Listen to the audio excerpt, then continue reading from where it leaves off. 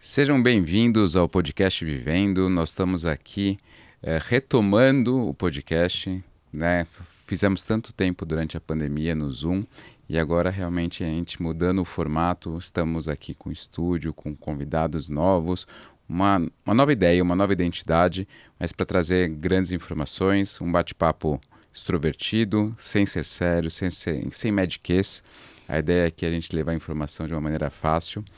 E eu tenho a honra de chamar como minha primeira convidada aqui nessa retomada a Valentine. A Valentine é uma querida paciente e a ideia agora da gente retomar o podcast é não só trazer médico, trazer fisioterapeuta, trazer profissionais da área da saúde para falar aqui conosco, a gente bater um papo, mas também trazer relatos reais, né? A gente quer ouvir vocês. Nada melhor do que ouvirmos vocês para que a gente consiga realmente atingir mais e mais pacientes, mais e mais pessoas. Porque quando a gente fala em endometriose, a gente não tem que se pegar somente nas portadoras de endometriose. Eu acho que isso é uma... A gente vai falar bastante ainda sobre isso, mas a gente precisa levar uma conscientização para todo mundo e essa é a ideia. Trazer pessoas comuns, né? Contando a sua história. Então, muito, muito obrigado por estar aqui comigo nessa retomada do podcast. Honra é minha, eu que agradeço enormemente, Dr. Patrick. Muito obrigada.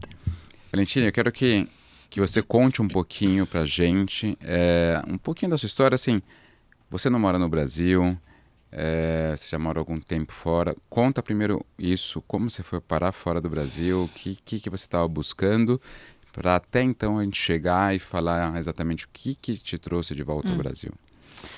Bem, eu tô dessa vez morando fora do Brasil há 3 anos. Eu fui para Califórnia fazer um mestrado em psicologia, enfim, e fiquei por lá. E aí, nos últimos 6 meses, antes dessa passada pelo Brasil, eu estava na França, que, enfim, é um país onde eu já morei antes, tem uma conexão de ancestralidade mesmo. Meu bisavô era francês, é um país que eu gosto muito, e aí fui ter essa experiência de morar na Europa. Mas eu sou uma pessoa do mundo. Eu sou essa cigana que cada hora está num lugar diferente, muito curiosa, muito levada por essas experiências de culturas, de língua, de enfim, tradições diferenciadas. Então, já morei na Holanda, já morei na Índia, já morei no Canadá, Estados Unidos e agora com essa experiência na França. Acho que isso é delicioso, né? Acho que, eu não lembro exatamente quem me falou isso, os preconceitos eles diminuem quanto mais a gente conhece as pessoas, né? Então, quanto mais a gente viaja, conhece outras culturas, a gente mais se apaixona pelo ser humano, né? Então, independente de credo, de religião, do que for, acho que a gente se apaixona mais e mais pelo ser humano. Então, acho que isso é fantástico. Não tem nada que pague isso, né? Acho que é espetacular. Mas quem que é a Valentine? Por que a Valentine é essa cidadã do mundo? A Valentine é uma brasileira. Justo. Né? Bem brasileira. Que ama o carnaval, que ama uma festa de Iemanjá, que ama um tambor, mas que desde muito pequena, meus pais, eu tive a oportunidade de viajar muito com os meus pais, e eles sempre faziam viagens fora da curva, assim. Então meu pai tinha uma conferência nos Estados Unidos, a gente ia para Machu Picchu para depois ir para Disney. Ou a gente ia para o Grand Canyon, enfim. Então eu tive desde muito cedo esse convite a conhecer o mundo, a ser curiosa para o mundo, a amar as diversidades também e a procurar na diversidade esse aprendizado. Então meus pais sempre investiram em levar a gente para viajar como uma forma de aprendizado mesmo, de nós mesmos e do que é o mundo. E fui estudar relações internacionais. Olha. Não foi à toa, com certeza, por conta disso, porque eu sempre tive uma paixão muito grande por conhecer línguas. Tinha já tido uma experiência de fazer um intercâmbio em 2 países diferentes antes de eu me entrar na faculdade. E é realmente um amor pelo mundo. Assim, eu fui estudar relações internacionais porque eu queria transformar o mundo, porque eu queria trabalhar com desenvolvimento humano. Minha carreira, enfim, progrediu. Eu fui de desenvolvimento sustentável, trabalhando num banco, para inovação social, para hoje trabalhar com liderança, desenvolvimento de lideranças, principalmente com mulheres. Então, eu acho que é, sobretudo, essa paixão pelo mundo que me faz me mexer desse tanto. E eu vejo também tem esse amor pelo mundo, mas tem esse amor pelo Brasil. E eu acho que o Brasil tem uma potencialidade tão grande em termos da nossa inventividade, da nossa criatividade, do nosso afeto, que é importante ter essas pontes. E eu me vejo como uma dessas pessoas que criam essas pontes, que traduz a nossa brasilidade para o mundo e traz de volta o mundo para esse nosso Brasil. Então, essa sou eu. Maravilha, espetacular. Eu não conhecia todos esses detalhes, Não, né? né? Muito legal mesmo. Acho que a gente aprende demais, então a gente vai trazendo pouquinhos e pouquinhos, né? Então eu acabo viajando bastante para congressos, conferências, cursos, enfim. Então você sempre traz um pouquinho para sua casa, né? Então você sempre traz um pouquinho para os seus filhos, para sua esposa, acho que é muito legal. Mas isso do que seu pai fazia, eu acho muito legal. Muito legal mesmo, que te proporcionou conhecer coisas que é fora do roteiro habitual, né? Então acho que isso é muito legal. Tem coisas tão interessantes fora do roteiro, né? Que assim, que às vezes, tipo, vir para o Brasil. Tudo bem, você vai em São Paulo, vamos dizer, vai na Ponte Estaiada, vai no Parque do Ibirapuera, vai na Avenida Paulista, mas às vezes aquele botequinho da Vila Madalena é muito mais legal do que tudo isso, né? Então, essas coisas acho que você só conhece quando você realmente vai e conhece o não habitual. E me diz uma coisa, vamos entrar no feminino. Quando você começou a menstruar, como foram suas primeiras menstruações? Quando a gente está aqui para falar de endometriose, né? Acho que as pessoas estão esperando isso. E você já teve uma desconfiança no passado? Como que foi tudo isso? Eu comecei a menstruar, eu acho que eu tinha uns 13 para 14 anos. Eu não fui das amigas mais, né? Recentes, mais novas. que começar mais novas. Tinha uma antecipação muito grande, né? E eu acho que, enfim, minha família sempre foi muito de ritualizar esses momentos. Então, quando eu menstruei, eu ganhei um brinco de pérola da minha mãe. Teve toda uma coisa, assim, importante. Eu me lembro de ficar muito feliz, porque era um rito de passagem, né? Sim. Eu acho que isso é uma dos grandes marcos da vida de uma mulher, de uma menina. Você virou mulher. Exato. E tinha uma celebração, enfim. Eu acho que eu tive muito a sorte de nunca ter essa relação de vergonha com o meu ciclo. E ao longo da vida eu acho que eu fui também desenvolvendo cada vez mais apreciação por ele. Eu vou te interromper até porque eu achei muito importante isso que você falou, de nunca ter tido vergonha. Eu tenho lembranças, quinta, sexta série, 11, 12 anos, de colegas menstruando e saindo correndo com vergonha da sala, né? Enfim, possivelmente foram pegas de surpresa, não sabiam lidar ainda e tal, e elas voltando com vergonha. Então, quanto mais natural, né, a gente lidar com isso, quanto mais normalizarmos isso, porque isso é normal, vai ser muito melhor, né? Então, eu adorei Com certeza. esse seu aprendizado de sempre ter lidado com naturalidade, sem ter tido vergonha. Foi super importante. E eu lembro que tem uma cena do Confissões de Adolescente, você assistia essa série? Que a Débora Seco fica menstruada e aí ela vaza e ela tem que colocar um agasalho na cintura. E esse era o grande terror de todas as meninas, né? Eu acho que eu também passei por ele, mas no meu íntimo tinha uma relação de não, isso é natural, assim. Isso também, de novo, eu conecto com a educação que eu tive, que sempre prezou muito por uma medicina natural, pelas medicinas mais alternativas, tradicionais.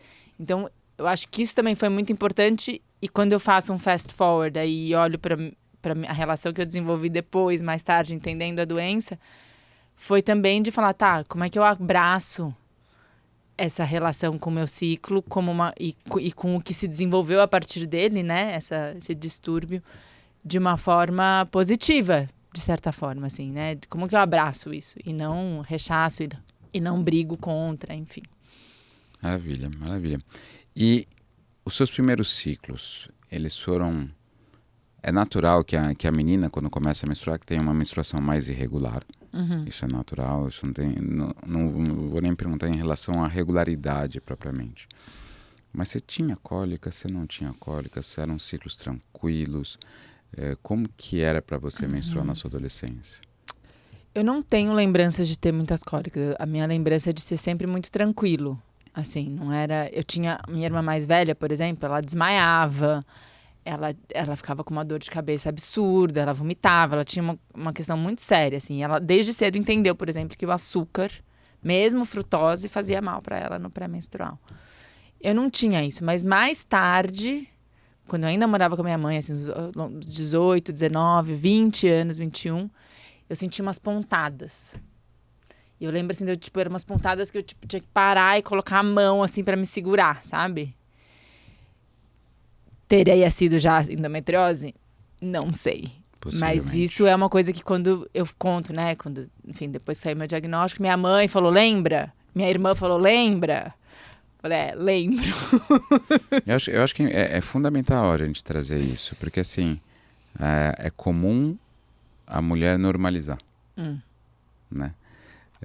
Seja essas pontadas, que pelo jeito eram bem importantes, sejam aquelas mulheres que ficam de cama, literalmente, durante todos os dias da menstruação, seja a mulher que ela vê que algo está errado, mas ela não sabe exatamente o que é, ela não consegue traduzir em palavras propriamente, mas ela prefere não falar. Ela opta por não falar. E acho que isso é uma das coisas. A ideia de trazer vocês, pacientes, para falar é a gente deixar de normalizar algo que não é normal. Né? Então, a gente aprender, as mulheres, né, aprendendo principalmente, mas os homens que estão ao redor, a sociedade que está ao redor, aprendendo a dar ouvidos, acho que isso é fundamental. Então, você aprendendo a escutar, putz, o que é essa pontada? Essa pontada não tá legal. Olha como que eu fico. Né? Será que eu não tenho que levar isso para o meu médico? Né? Será que eu não tenho que investigar isso? E o médico tem o dever de ouvir isso com atenção e investigar. Acho que isso é muito importante. Mas possivelmente a gente tinha alguns anos aí atrás que a gente poderia ter feito um outro diagnóstico. E eu acho que tem uma questão importante que é realmente dessa desconstrução, né? Porque existe um pressuposto de que menstruação vem com dor. E que essa dor é para ser suportável. Que aí eu acho que a gente entra numa questão também do patriarcado, Com certeza. que é muito séria. E que hoje eu olho e falo assim, putz, como é que eu posso, talvez, né, ajudar as gerações mais novas, minhas sobrinhas, a falar, não é para ter dor. Não é normal. Um pouquinho vai ter um incômodo, vai ser um desconforto, vai, mas assim, não normalize. E hoje eu olho para trás e falo, putz, eu tava normalizando no nível e eu me comparava. Porque eu falava, não, mas essa pessoa tem muita dor. Eu tenho bem menos dor, então não deve ser tão ruim assim. Exatamente. Você acaba achando jeitos de normalizar, achando justificativas para normalizar, né?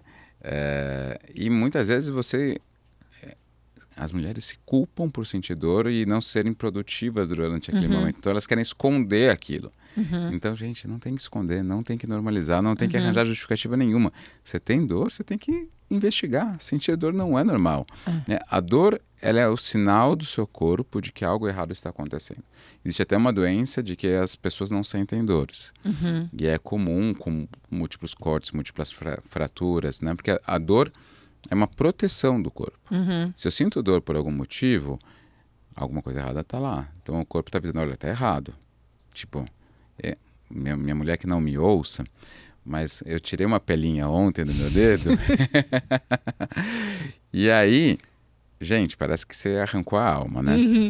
Eu fiquei com aquilo lá doendo o dia inteiro. Hoje já está melhor, mas enfim. Mas é o corpo te avisando, olha, Patrick, você fez besteira.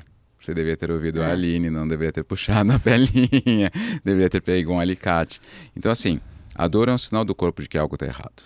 Então, a gente tem que ouvir essa dor, entender que está errado e investigar o porquê. Então, vamos pegar um paralelo bem extremo. A pessoa tem uma dor de cabeça muito forte, muito importante. O que está acontecendo? É só uma cefaleia? É uma enxaqueca? É algo mais sério, um tumor, né? Então, se eu não investigo a real causa daquilo, eu não vou dar atenção ao sinal que o meu corpo está dando, né? Pessoa quando tem um infarto, né? Sente uma dor no peito. O paciente chega com dor no peito no pronto-socorro, existe todo um protocolo de investigação. Você tem que ouvir o sinal do seu corpo. Então, a mulher está com a pontada, como você sentia. Você não tem que tentar comparar com fulano, ciclano, beltrano. Você tem que ouvir o seu corpo. né? Ouvir seu corpo e procurar ajuda. Acho que isso é o importante. Né? E conta um pouquinho mais. E aí, enfim, foi passando os anos, eu, né, começo de vida sexual, tomei, como diz isso, anticoncepcional, acho que 1 ano, 2. Até que eu fui num médico, mais naturalista, assim, ginecologista, e ele falou, mas por que você está tomando anticoncepcional? Você sabe se você é fértil? Você sabe se seu parceiro é fértil? Tipo, às vezes você está colocando uma coisa no seu corpo que você não precisa. E aquilo já mudou a minha mentalidade. Eu falei, fato, não sei. E eu acho que a gente usava camisinha, enfim. E aí eu parei de usar anticoncepcional com 21 anos de idade e nunca mais usei. Nunca mais usei. Por uma escolha mesmo, mais natural. Porque aí, ao mesmo tempo que eu acho que tem um entendimento da dor, né, e de não normalizar, como eu disse, pra mim também teve todo um processo de entender o meu ciclo menstrual.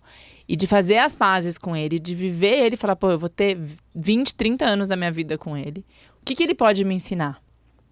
E isso foi uma coisa que mais recentemente eu acabei me aprofundando muito nos últimos 7 anos, de entender as diferentes fases do ciclo menstrual e como que isso ajuda, porque eu trabalho com criatividade e liderança.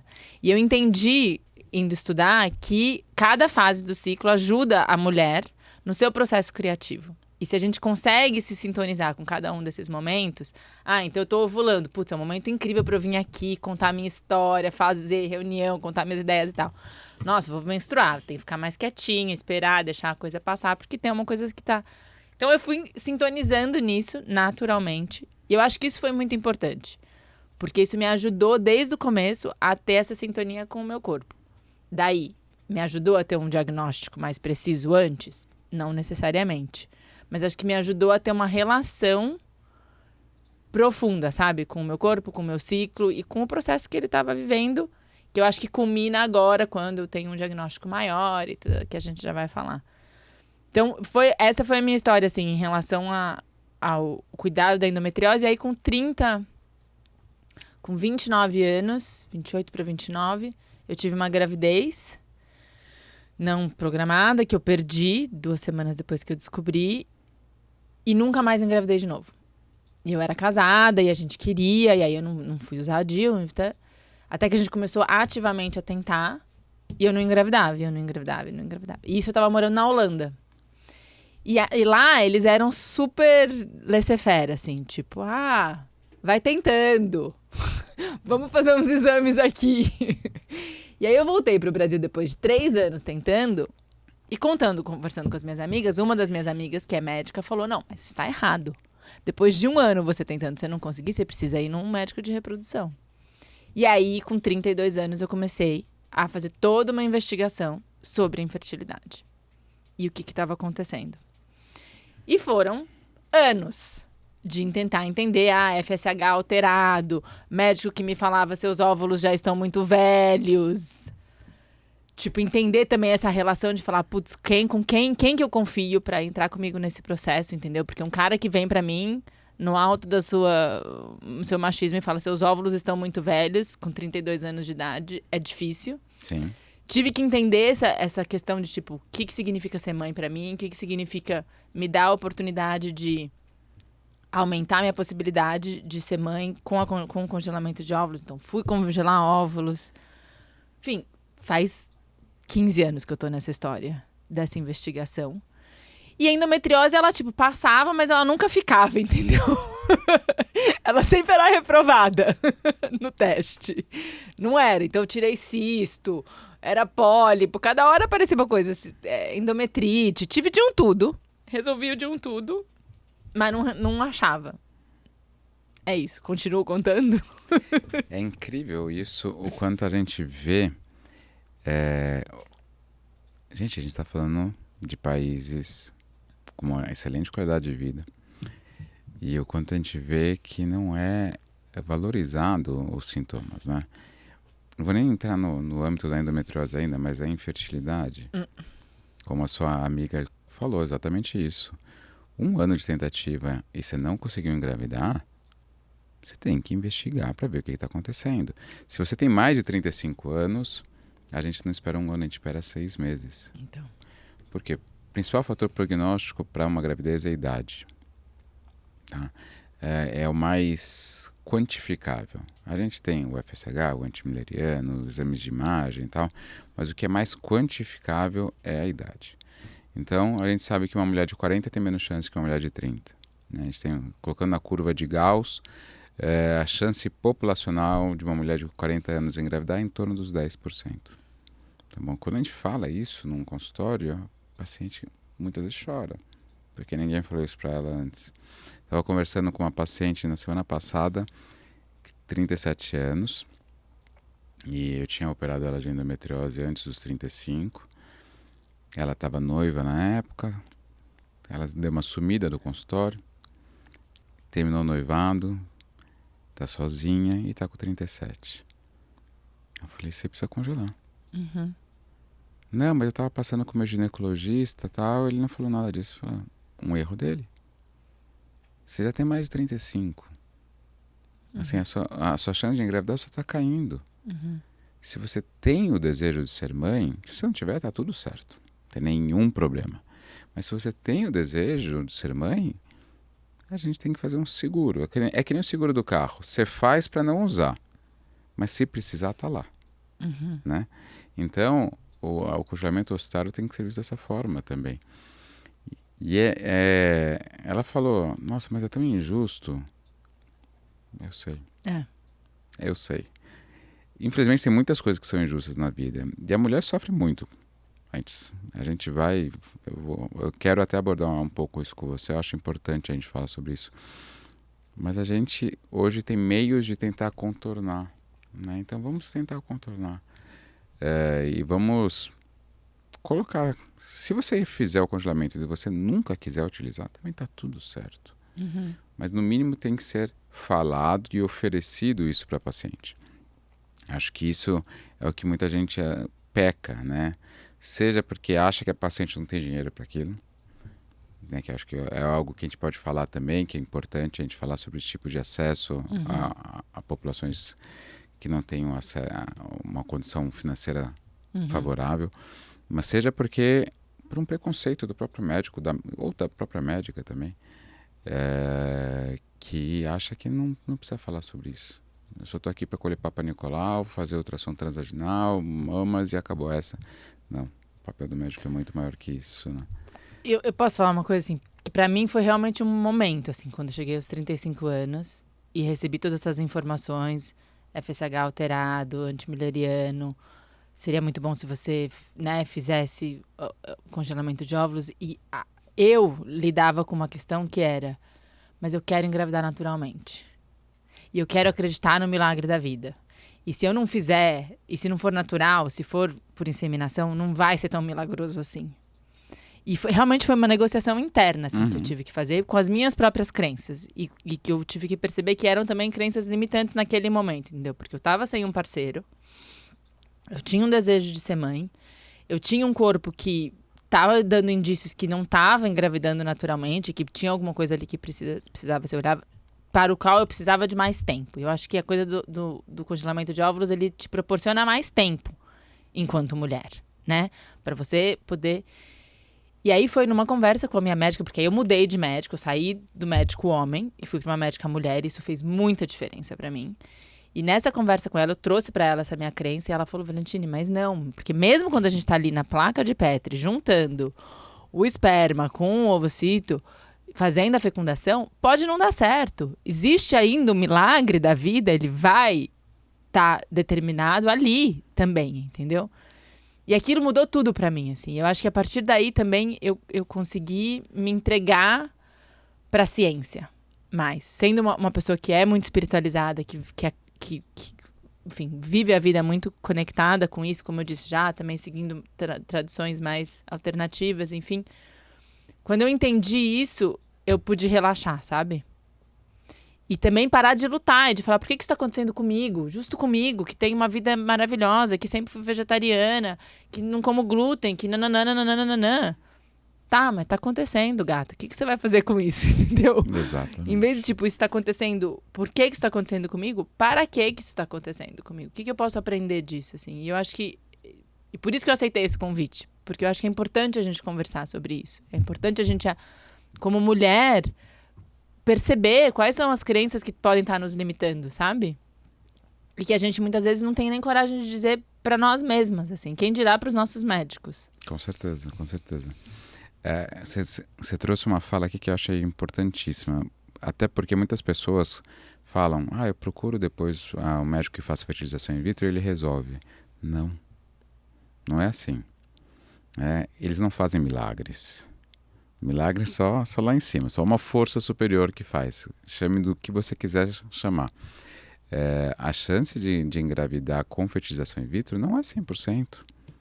Né? Então, não é porque juntou lá o ócito com o espermatozoide que é 100% que vai fertilizar e que vai desenvolver aquele embrião. E se fertilizar, se aquele embrião vai desenvolver. Né? Então, acho que é importante a gente também, não sei nem se existe essa palavra, desmilagrizar, enfim, a fertilização in vitro. Né? As pessoas acham que a fertilização in vitro é mágica, mas não é. Acho que é importantíssimo isso.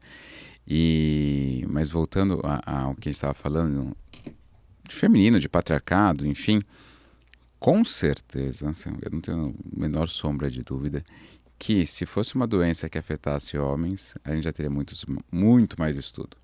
Né? A gente está numa sociedade que está cada vez mais igualitária, a gente tem muito que caminhar ainda, mas sem dúvida nenhuma que hoje é melhor do que ontem, que é melhor do que há 20, 30 anos atrás, mas a gente tem muito que melhorar. Mas a gente vê todo esse histórico, e não é um histórico tão antigo, né?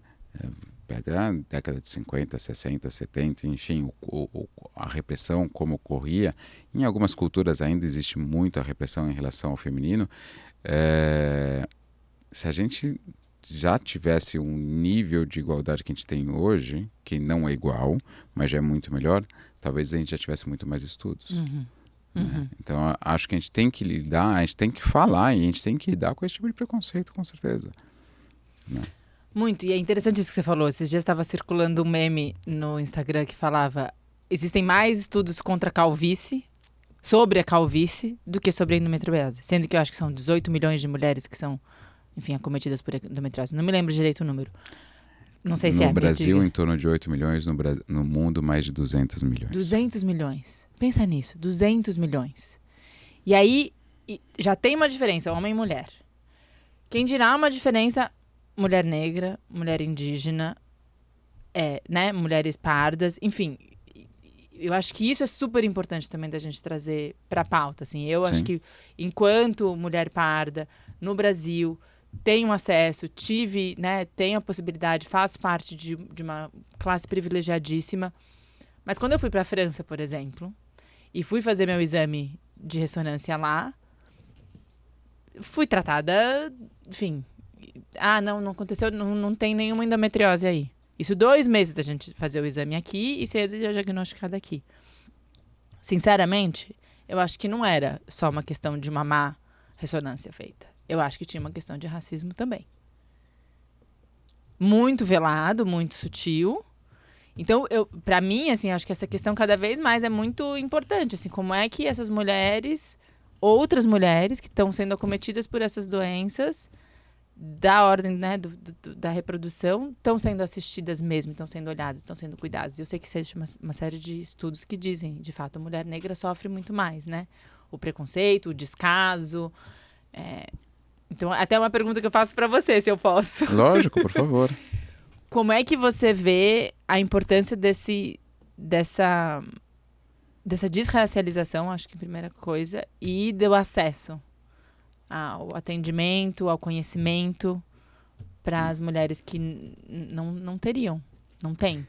Eu vou começar falando um pouquinho sobre a França, que a gente dá para falar um pouco mais rápido, depois eu falo um pouco sobre o Brasil, que a gente consegue falar um pouco mais aprofundado. Sobre a França e sobre diversos países do mundo, infelizmente a gente tem mesmo uma qualidade de exames ruins. Tá? É uma das brigas e assim, cada vez mais quando a gente recebe pacientes do exterior, a gente faz de início, de imediato, uma teleconsulta com essas pacientes, seja de onde for. Elas mandam o acesso às imagens para a gente. Às vezes é mais difícil. Eu atendi uma paciente da França que foi super complicado para esse acesso, dava um bug toda hora. E o nosso radiologista Eu sei que você fez com a Lilian, a gente tem alguns radiologistas parceiros, que todos a gente gosta muito. Ele acaba dando ele faz um relaudo, né? Ele observa, olha, deixou de ser visto isso e ele faz um laudo como se tivesse sido ele que analisou. E a gente vê muita discrepância, tá bom? Então, assim, pacientes dos Estados Unidos, Canadá, Europa, América do Sul, isso existe mesmo. Eu sei que, não vivo lá, mas eu sei que existe um racismo estrutural na sociedade europeia de um modo geral, um xenofobismo contra os estrangeiros e tudo mais. Então a gente sabe disso, isso está cada vez mais frequente, ainda mais com a onda de imigração, né? Por tudo que a gente tem visto, seja a guerra da Ucrânia, seja a guerra no Oriente Médio, seja o que está acontecendo, a gente tem uma migração muito grande de povos e isso acaba gerando, não é que acaba gerando, mas acaba aumentando talvez um pouco esse preconceito. O gerar foi errado, né? Isso daí deveria ter sido tratado na sociedade antes.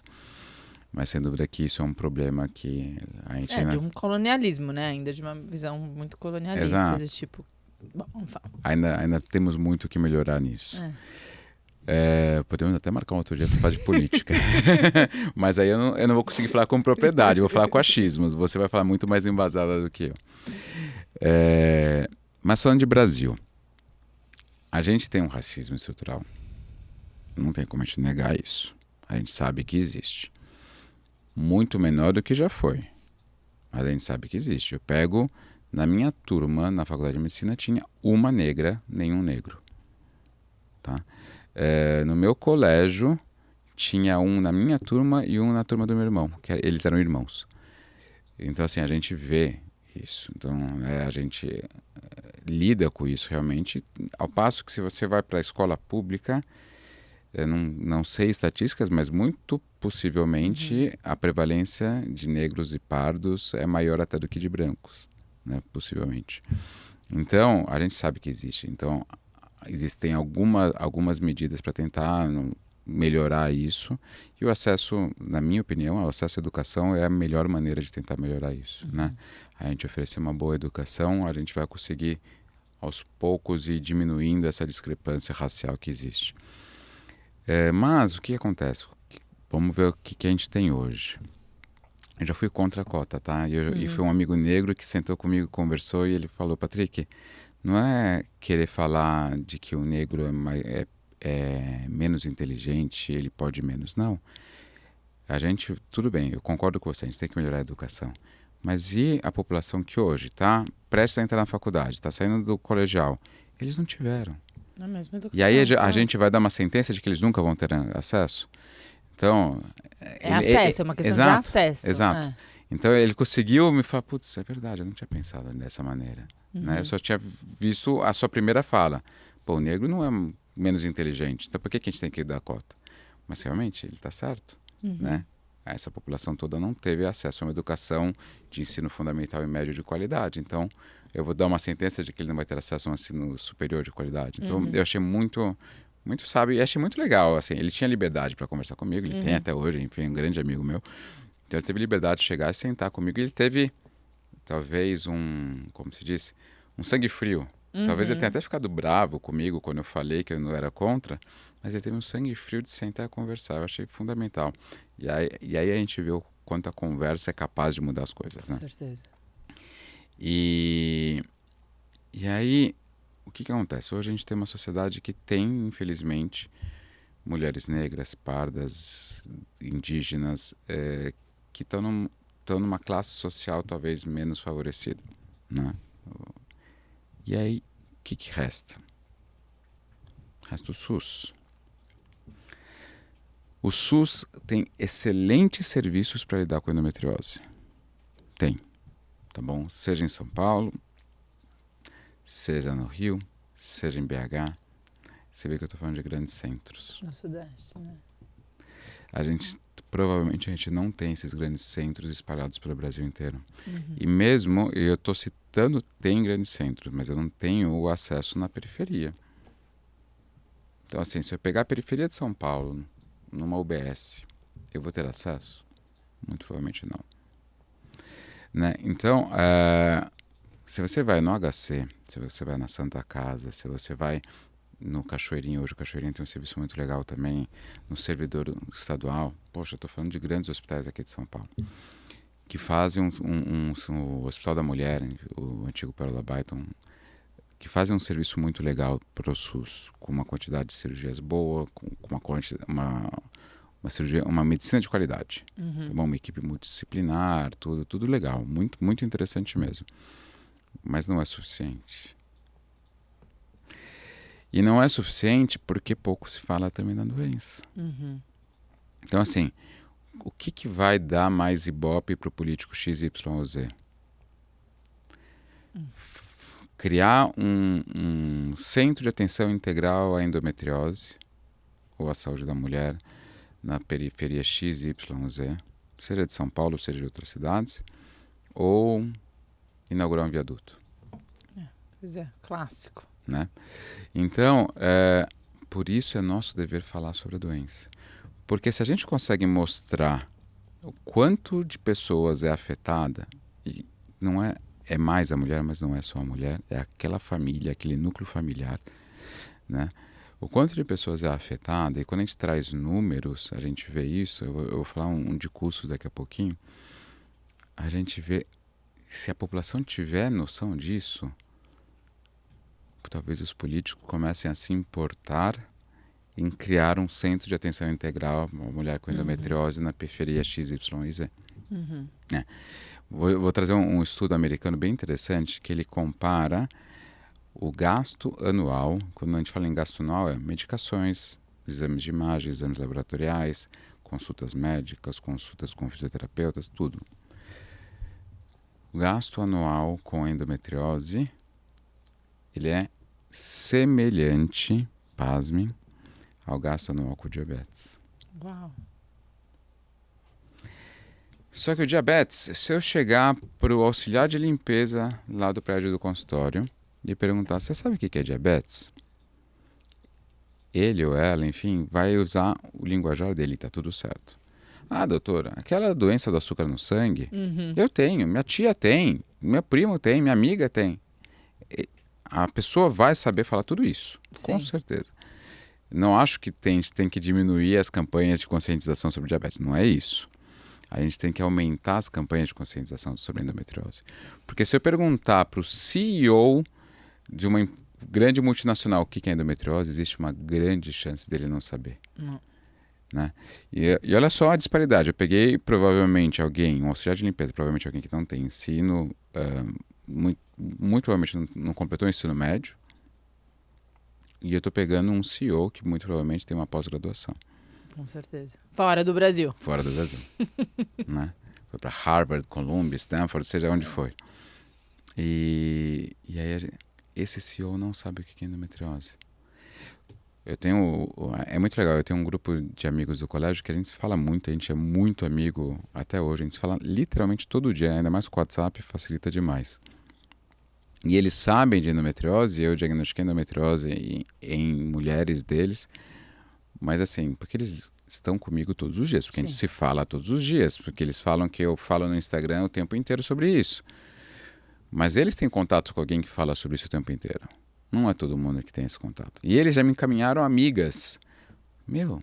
Porque a mulher dele chegou e falou, fulana, você tem muita dor. Você já foi ver? Não, meu ginecologista disse que não tem nada. E aí a amiga passou comigo e tinha endometriose. Então, parece que não, mas essa rede vai levando informação. Então, quanto mais pessoa ouvir falar, já vai ajudar demais. Tem um grande estudo aqui do estado de São Paulo, que foram grandes centros universitários, Unicamp, USP e Unesp. Então, que são as principais faculdades de medicina do Brasil, de São Paulo. Não estou querendo falar mal das outras de jeito nenhum, mas são das principais, para não falar as principais. E mostrou que o tempo entre o início dos sintomas e o diagnóstico da endometriose é em média 7 anos. Nesses serviços. De SUS? Nesses serviços de SUS. Isso não reflete a UBS da periferia. Eu estou falando de grandes centros universitários que eu desde o princípio falei que tem uma medicina de qualidade, que oferece um tratamento super qualidade, uma atenção multidisciplinar e tudo mais. Mas esses grandes centros universitários, eles não conseguem absorver toda a população do SUS. Né? Então, provavelmente, se eu pegar o UBS da esquina, a UBS da periferia, esse tempo de 7 vai para 15, vai para 20, não sei, a gente nem consegue fazer essa estatística. E aí eu vou para a medicina privada. Se eu pegar nos convênios, existe esse tipo de estatística? Não. Algum tempo atrás, deve ter mais ou menos uns 10 anos, eu fui procurado por um diretor médico de um grande convênio. E ele falou, Patrick, você não consegue criar um protocolo pra gente aqui e tudo e tal? E assim, eu não tinha tempo. Não tinha. Mas em decorrência da insistência dele, eu falei, olha, tudo bem. Eu vou criar um ambulatório para vocês. E a gente criou um ambulatório. A gente fazia uma média somente deles de 5, 6 cirurgias por semana. Só deles, sem contar as da minha clínica privada. E uma tabela que ele propôs. Tá bom? Não foi nem eu que negociei. Ficamos 2 anos e meio fazendo isso. Após esse período, falei, gente, eu preciso no mínimo renegociar, né? 2 anos e meio sem reajuste, com todos os meus dados tabulados. Então eu tinha nosso índice de complicação, o índice de reinternação, o índice de satisfação dos pacientes. E a gente pegava, esse é um grande convênio, então o convênio ele tem vários planos, né? Então tem um plano simples e tem um plano que cobre os grandes hospitais. Esses que têm os grandes planos, eles normalmente têm bons reembolsos e tudo mais, então eles procuram médicos de clínica privada. Mas então normalmente eram pacientes que vinham e me davam uma caixa de sonho de valsa depois, sabe? Que é uma delícia esse carinho, sabe? Que tipo, aquela paciente parou para me dar alguma coisa de carinho, para demonstrar gratidão. Bom, enfim, a gente tinha um número muito bom e tudo. Só que a gente tinha uma quantidade, um volume grande, 5, 6 cirurgias só com eles. Tal. Eu estava literalmente exausto naquela época, porque eu tinha que dar conta de dar uma boa atenção àquilo que eu tinha me proposto a isso, eu podia ter negado. E ao mesmo tempo eu tinha que dar uma boa atenção na minha clínica privada. E aí eles me chamaram para conversar, Patrick, você está muito caro. Mas por que eu estou muito caro? Porque você está muito resolutivo. Desse Chocada, gente. Desse jeito. Para eles era muito mais interessante que aquela paciente que eu fiz um diagnóstico rápido e operei rápido continuasse fazendo exames por anos e anos e anos. E aí, olha uma coisa que é muito... Depois me falaram, e eu não tinha essa percepção. A maior parte desses convênios são, se não a sua totalidade, são na pessoa jurídica, né? Então são empresas que contrataram o seguro tal, o convênio X, Y, Z. A média de tempo que uma empresa troca o convênio são 2 anos. Porque daqui a 2 anos está mais barato fazer com X do que com Y. Então ele troca de toda a sua rede de funcionários. Então, falou, Patrick, você está muito resolutivo. Porque essa paciente, daqui a 2 anos já não é mais minha paciente, então ela não teria me dado aquele custo de uma cirurgia, de uma internação. Isso é uma coisa pesadíssima. É chocante. É absurdo. Pesadíssima. Então, não é de interesse, infelizmente. A gente vê muitos convênios não têm esse interesse. Sim. De resolver propriamente essa questão. Então, a gente tem questões no SUS? Temos, a gente tem questões na medicina privada também. Sim. Então, assim, a gente tem muito o que mostrar. Só que o que talvez eles não tenham pensado, quanto custa um exame de ressonância?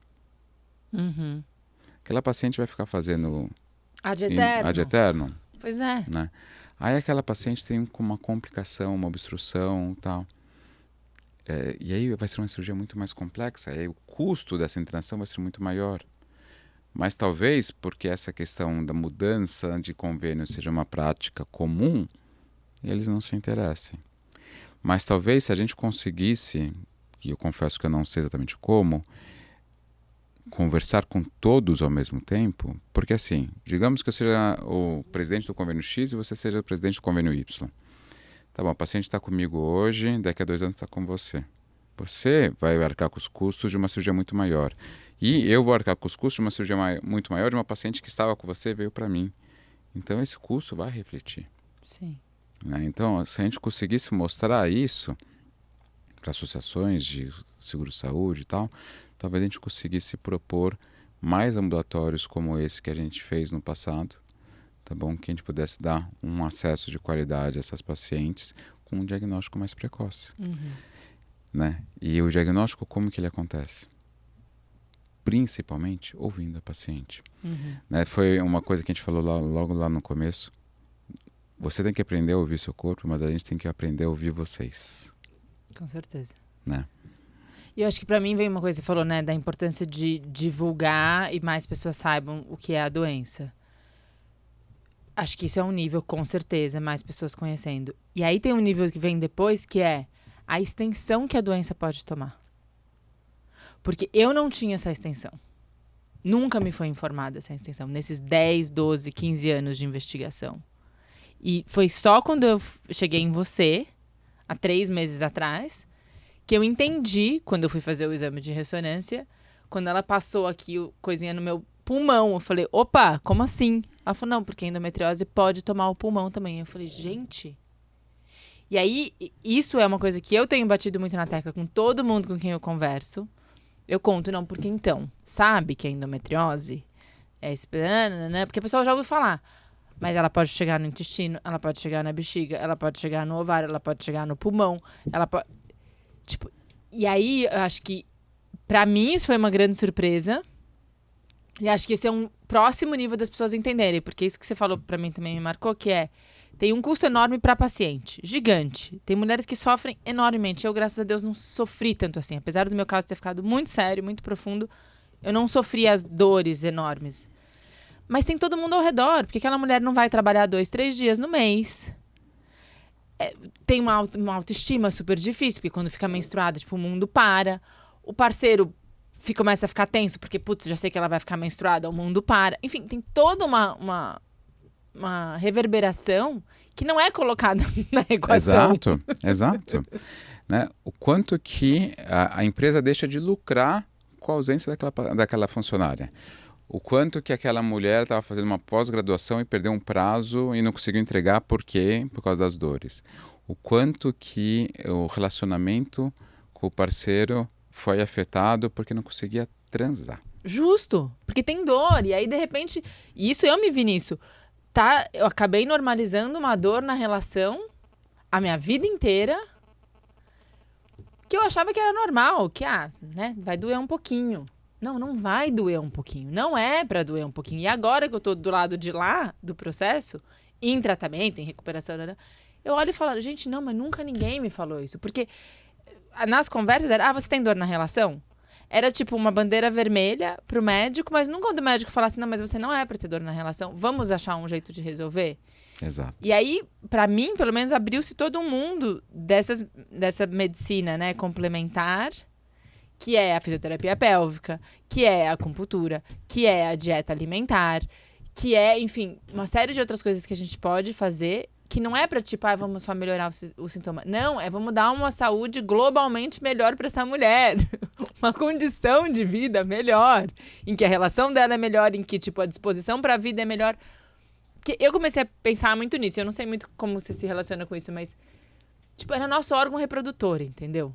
De novo, né? Eu vou falar, eu trabalho com criatividade. E eu entendo que a força criativa vem desse lugar da mulher, vem do útero, vem do nosso canal vaginal, vem dessa potência que a gente guarda ali, de como a gente trabalha com ela. Quando, de repente, tem um gremlin... isso vai entregar a idade, hein? Vão chamar a gente de cringe, hein? Quem não sabe o que é gremlin, vai procurar na internet. Mas quando, de repente, tem um monstro, um pequeno gremlin, se espalhando por todas as partes dentro da mulher, ela fica comprometida. Eu acho que eu fiquei comprometida nessa minha potência criativa, nessa minha expressão criativa, porque de repente eu tava me tolhindo, tipo, era isso. Tinha que fazer uma coisa pro meu mestrado, eu tinha que ter certeza de que não era na semana que eu ia estar menstruando, porque eu sabia que aquela semana eu ia estar... Já naturalmente a mulher já fica com uma energia mais baixa, a gente já tem que se preservar, já tem que se resguardar. Mas eu ficava de cama. Só o fato de usar absorvente deve ser horrível, né? É péssimo. Mas assim, eu já ficava de cama, entendeu? Então eu tinha que pensar na minha vida com base nisso. Os efeitos que isso tem, gente. Com certeza. É gigantesco, né? E eu queria aproveitar que a gente está caminhando, infelizmente, para o final, mas eu quero falar um pouquinho do seu processo. Você falou, você me conheceu há poucos meses, né? Justo. Então, eu quero que você conte do processo, não só, tipo, como foi, se vir lá, a gente fazer o exame, ver a gravidade da situação, ver a disparidade em relação ao seu exame da França, a aceitação que tinha aqui para a cirurgia, mas... E eu acho que isso é fundamental, o seu papel nisso tudo. Então vou contar aqui, né, para nossa audiência. Eu cheguei no Brasil em novembro, para passar um mês, visitar minha família. Eu já vinha tendo sangramentos toda vez que eu menstruava, nas fezes, já há alguns meses. Eu sabia que aquilo não era legal. Eu tinha sido diagnosticada 2 anos antes, com endometriose. Tinha saído o diagnóstico de endometriose. E na época, tinha ali uma lesão perto do intestino e a médica falou, a gente vai só acompanhando. A cada vez que eu voltava para o Brasil, por conta desse sistema de saúde, de convênio engessado, eu falava, putz, não vou marcar a ressonância. É maior trampo, tem que marcar uma semana antes, pedir autorização. Tenho uma semana no Brasil, não vou fazer. E fui negligente. Porque eu não entendia a dimensão da história, entendeu? Porque eu não sentia aquela dor gigante, enfim. Fui indo, até que eu comecei a ter esses sangramentos.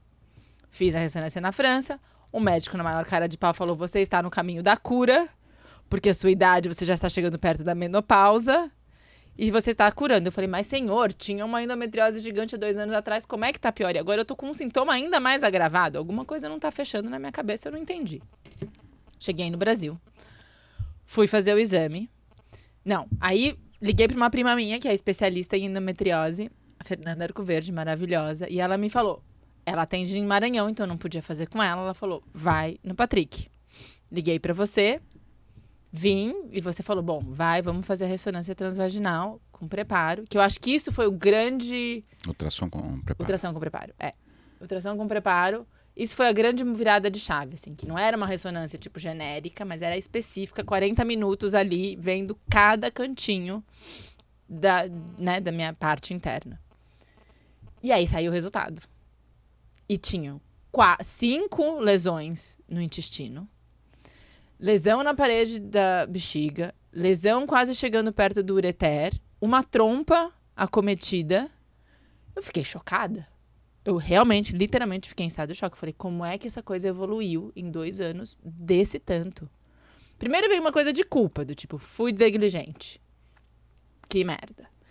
Segundo, tá bom, o que eu vou fazer com isso agora? Né? E aí tinha essa ansiedade, ao mesmo tempo, de voltar pra minha vida na França, mas ao mesmo tempo de falar, não, peraí, para. E eu entendo muito isso, assim, eu presto muita atenção nesses sinais da vida. Eu falei, não, tem uma coisa maior aqui chamando pela minha atenção. Que é isso, faz 15 anos que eu investigo isso e agora eu cheguei no cerne do problema. Como é que eu vou encarar isso? E aí, de cara, você já me falou de uma forma muito resolutiva, para a infelicidade dos planos de saúde, precisaríamos operar. É uma operação complexa, é difícil, vamos ter que tirar 20 centímetros do seu intestino, vamos ter que mexer no seu ureter, tem um risco aqui... A trompa vai ter que tirar, que eu acho que pra mim foi uma coisa muito difícil também de pensar, porque eu ainda continuava com a vontade de ser mãe, né? Continuo. Mas tá bom, beleza, esse é o diagnóstico, só vamos, né? Tinha um medo muito grande, essa coisa de fazer tirar o intestino, enfim, era muito assustador pra mim. Eu, uma pessoa que nunca fui internada na vida, que nunca tinha feito uma cirurgia na vida, que sempre tomei homeopatia, entendeu? Como é que eu vou lidar com isso? E aí eu acho que o que foi muito legal, assim, foi que eu realmente entendi e falei, bom, então tá, minha vida agora é essa, não é a vida que eu supostamente preciso voltar para na França. Isso tá me chamando a atenção e esse vai ser meu foco principal.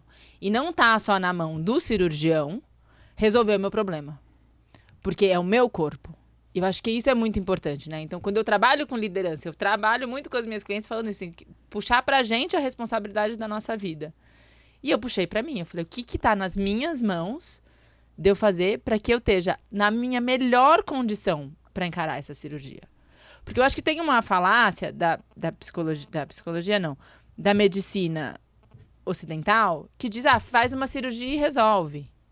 Cara, mas o que é fazer uma cirurgia? É você entrar em 7 horas, 8 horas, ali com morfina, com hack, com anestesia geral. O choque que isso é pro nosso corpo. Um corpo que foi desenhado para ser, né, perfeito, que tá tudo em harmonia. Então eu entendi que tinha um papel muito importante do que eu podia fazer para me preparar para isso. E que esse pré é muito importante. Não é simplesmente, vou marcar a data, vou chegar lá, vou resolver com convênio e vou. Então aí eu entrei numa jornada. E que eu sou enormemente grata a essa jornada, assim. Eu acho que eu nunca... Essa é a melhor versão de mim que eu já vivi na minha vida, assim. E eu até me emociono quando eu penso isso, porque era uma coisa muito difícil. Eu tava abrindo mão de uma vida inteira que tava me esperando na França, mas me deu o melhor presente do mundo, que foi... Eu entrei... Na hora que eu entendi, eu fui buscar uma nutricionista. E porque eu já vinha com essa coisa de uma dieta mais equilibrada, acredito muito nisso, fiz uma coisa mais radical mesmo, no sentido radical de resolver pela raiz. Então, eu entrei numa dieta anti-inflamatória. Fiquei 3 meses fazendo essa dieta. O que basicamente consistia sem glúten, sem farináceos, sem comida processada, sem açúcar, sem álcool, sem café. Assim, eu voltei pra comida básica de uma criança. Arroz, legumes cozidos, frutas, e assim, e frutas e legumes que me ajudassem muito. Então, sei lá, deixei de usar iogurte ou leite de vegetal, mesmo leite vegetal para mim eu já percebi que fazia mal. Comecei a tomar creme de inhame, porque o inhame é super bom para filtrar o sangue, enfim. Então, eu entrei nesse processo. Essa minha nutricionista maravilhosa é também acupunturista. Então, eu já fiz um pacote ali de acupuntura junto com ela, porque ela falou, a gente vai preparar o seu corpo, os seus órgãos todos, para receber essa... É invasivo. Sim, minimamente invasivo, a certeza. laparoscopia mas ainda é invasivo. Então, eu entrei, semanalmente eu fazia acupuntura. E, além disso, ainda 2 medicinas que são super novas, eu acho. Uma delas, inclusive, até ganhou bastante destaque aí ultimamente, que é a terapia de ozônio e hemoterapia, que era uma outra coisa também para me ajudar a dar um boost no meu sistema imunológico. E fui fazer exercício físico. Contratei uma personal. Nunca tinha feito... Assim, eu sempre fui uma pessoa super atlética. Eu era capitã de todos os times da minha escola. Mas depois de mais velha, eu não fazia ginástica. Inclusive porque eu tinha uma crença limitante que achava, eu não vou ficar definida, porque eu não vou ser rata de academia. Mas não, entendi que o exercício físico era super importante. Não só para combater as questões, que eu já estava começando a ter dor na lombar, estava me doendo, enfim, não dormia muito bem. Como também para me preparar fisicamente para depois ficar 3 semanas, enfim, 1 mês aí no pós-operatório, né? E, cara, minha vida mudou. Minha vida mudou. E realmente eu me tornei a melhor versão de mim nesses últimos 3 meses. Eu acho que é fundamental mostrar isso, que você veio relatando aqui. Você sempre teve uma vida boa, né? Uma qualidade de vida boa. Você sempre se preocupou com alimentação, com uma boa qualidade de vida. Mas mesmo quem não seja, vou rotular, tá? Natureba, você consegue melhorar. Né? Você pode... Tudo bem, você gosta de comer industrializados? Tá bom. Mas você consegue melhorar. Você consegue diminuir. Você consegue... Com nutricionista a gente fala muito um ditado que é descascar mais e desembalar menos, né? Então você consegue melhorar seus hábitos alimentares, você consegue melhorar a sua prática de exercício, você consegue melhorar seu sono. Então acho que é fundamental uma coisa que você falou também, que a gente tem que pensar num equilíbrio global do corpo, né? Então, se a gente deixa um corpo com todas as suas reações funcionando melhores, a nossa resposta global vai ser melhor. Você vai ter menos resfriados, vai ter menos doenças autoimunes, vai ter você vai ter um corpo em maior equilíbrio. Então, é fundamental a gente lembrar que não cabe somente ao médico. Sim, sem dúvida nenhuma que o médico tem um papel importante, sem dúvida. A gente vai fazer uma cirurgia de qualidade, tudo, mas cabe muito ao paciente também fazer a parte dele, né? E só antes de literalmente encerrarmos aqui, quanto tempo faz da sua cirurgia? 17 dias? Em que a gente tirou 20 centímetros de intestino, né? Que a gente operou bexiga, que a gente operou ureter, que a gente operou trompa. E olha como você tá.